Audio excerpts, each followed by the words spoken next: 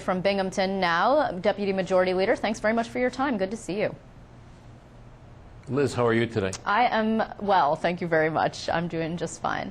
I'd like to just get started with the fundraising numbers because, of course, that's the newest thing we know. You guys did quite well, the Senate Republicans, $2.7 million raised since January. Not a huge surprise. I mean, you outraised the Democrats, but then again, you're in the majority. So, you know, I mean, what's the surprise there? Well, I think what we believe, Liz, is that people from around the state like the way that the Senate Republicans have run the Senate the past 6 months. And certainly, you know, we partnered with the governor on doing a number of good things, whether it's a property tax cap, an ethics law, an on-time early budget with no tax increases. So we also pride ourselves on the way we've been running the sessions in the Senate. So we think that people like the fact that we cooperate with the governor, we're getting things done, and we're moving the state forward. And we think it's a lot better than the gridlock of the past 2 years. You know, we're starting to see also some of the other reports. They're technically not all due until tomorrow, but one of them that came in yesterday, which was really fascinating, Senator Mark Grisanti, obviously a member of your conference, within 3 days of him voting yes on same-sex marriage, he started to get all of this money from LGBT donors from all over the country, including $10,300 from Mayor Bloomberg. I mean, how do you feel about that? First of all, I mean, you voted no, of course, and also, are you worried? This seems to set up a massive battle for that seat. You know, I think Mark Grisanti did what he felt was right for the constituency he represents, and obviously there are folks who are being supportive of him for that, and financially they're showing that support. That's the political process. That's what goes on in American politics today. So I think Mark will be fine. I think he is very well respected up there. You know, recently I'm told the Buffalo News did a story or an editorial saying how 6 months Mark Grisanti, had done more than his predecessor, and that he actually got things done. So, you know, Mark's a great legislator. He is in a difficult district, but I think he'll get reelected based on his performance. Do you think he might run as a Democrat? Do I think he might run as a Democrat?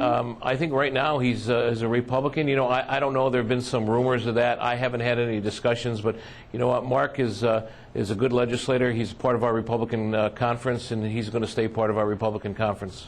Well, he used to be a Democrat, of course, right? So he was a Democrat. He ran a primary against his predecessor, Antoine Thompson, and he lost. Then he ran as a Republican, and he won. It's a little bit crazy, even though it's one of the most Democrat-dominated districts in the entire state, which is pretty fascinating, actually. You know, it's interesting because that district may not even look the way it does because of redistricting. The governor, who you were just referencing and you partnered with, and I've heard a lot of that same kind of talk from Dean Skelos, the majority leader, the governor said in a very wide-ranging interview with the Times that he feels like he's already at odds with the legislature over redistricting. How big of a war is that going to be?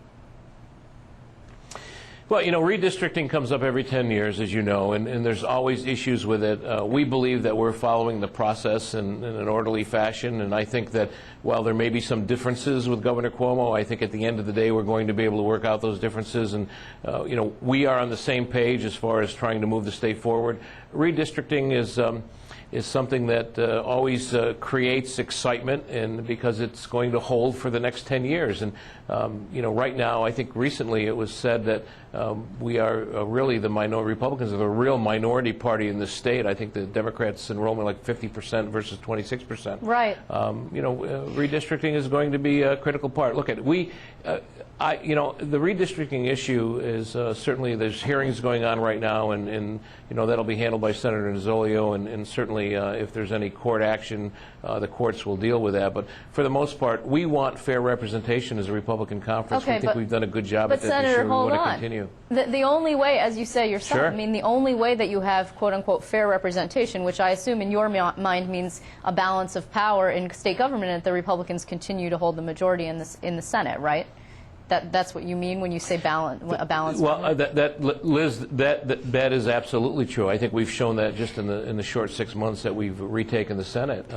But I will tell you this, you know, the enrollment speaks for itself. There are more Democrats in the state, so we will hold the majority and win in Democratic seats. I mean, that's how we have to do it, and we're confident that we'll continue to do that because of the leadership that we've provided over the past 6 months and some of the things that we've done, like the property tax cap and an on-time budget and certainly ethics reform. But the governor himself has said that he will veto any lines that are being drawn up by the legislature, which is how the process is going right now because redistricting reform didn't pass either house, it should be said.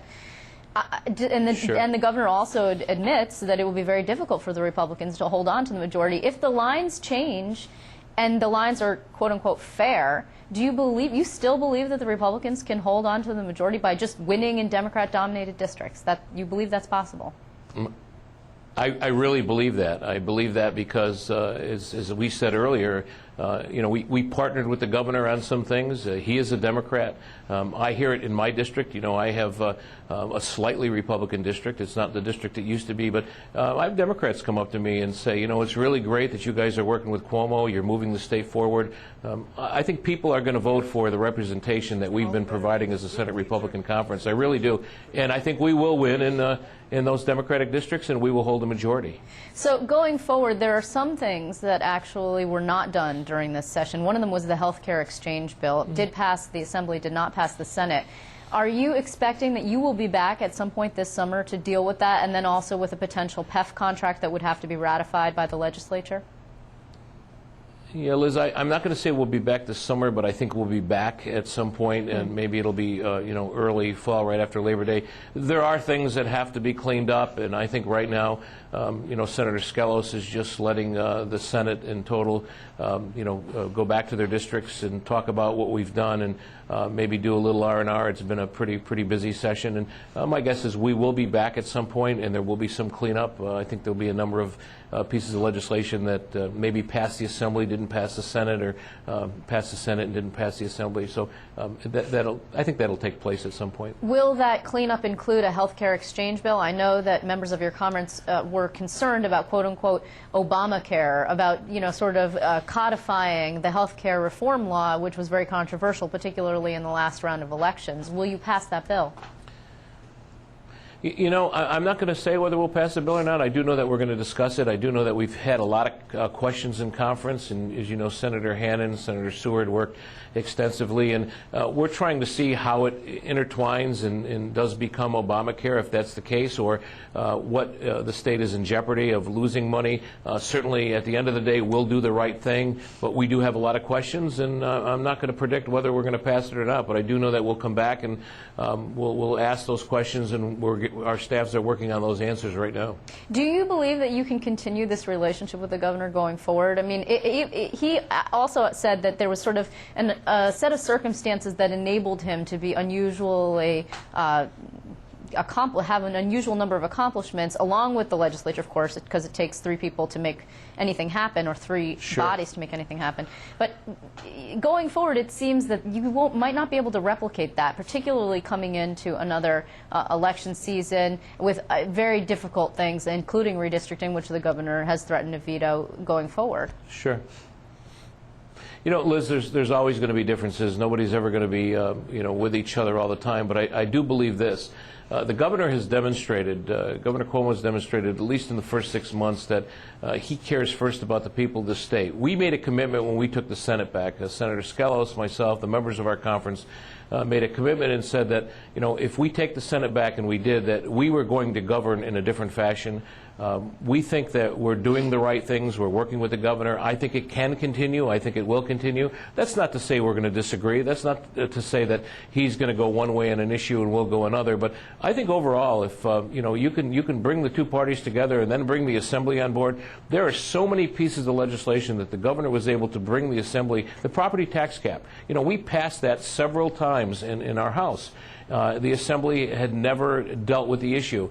Somehow Governor Cuomo got the Speaker in the Assembly to deal with the issue. We now have that as law in New York State. Do you think going forward that the budget might also be something you need to revisit? Because there are pieces of that budget that we don't know about yet. For example, the $450 million worth of workforce savings is supposed to come out of contracts. We only have one from CSEA, has not yet been ratified. The PEF contract, as we mentioned, is still up in the air. Then you've got more than $2 billion worth of Medicaid cuts that we haven't yet seen. You've got the prison closure savings. I mean, and you have this sort of international mess that is the economic crisis, if you will, plus the debt ceiling problem down in Washington. Do you think you'll have to revisit this budget? Well, you know, I don't know, and I do know that we did a better job this year than certainly the feds are doing right now. I mean, I think the federal budget and the discussions that are going on by both parties and the president is an abomination at this point. They need to get their act together quickly. Well, hold on, Senator. I'm sorry. Wait, just 1 second. Did you just call the president an abomination? Is that what you said? I said the budget process. The budget process. I said the budget process. Okay. All right. I'm sorry. Please continue. Continue. Yeah, no, not the president. The president in Congress need to get their act together desperately. We got our act together. We filled a $10 billion deficit. You know, we did the things that we had to do to get a budget balanced and passed on time.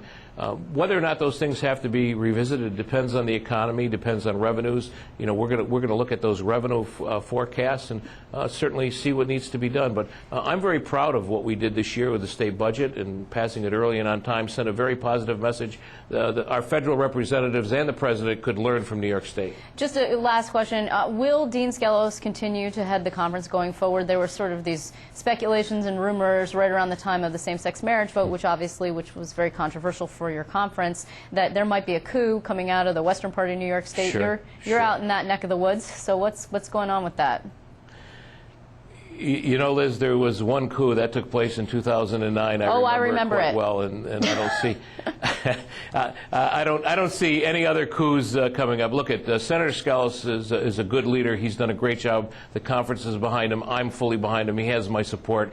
That's just I think nonsense. We were in some long conferences. There were deliberative conferences talking about same-sex marriage and other things, and I think what happened is people got bored around the halls of Albany and they started imagining things. But believe me, Dean has been he's been a great leader. He'll continue to be our leader. He has my support and he has the support of the conference. Okay, well, maybe it was something in the air that we were all hallucinating, but obviously you're back in your districts now and everyone is safe, so that's good. It does happen. Liz, it does happen. It does happen from time to time in Albany. You know that. Hallucinatory dreams of political uproar. Okay. Well, Senator Libous, I want to thank you very much. I might be seeing you soon, maybe in the fall. I want to thank you in the meantime. Have a good summer. It's always good to be on your program. Thank you.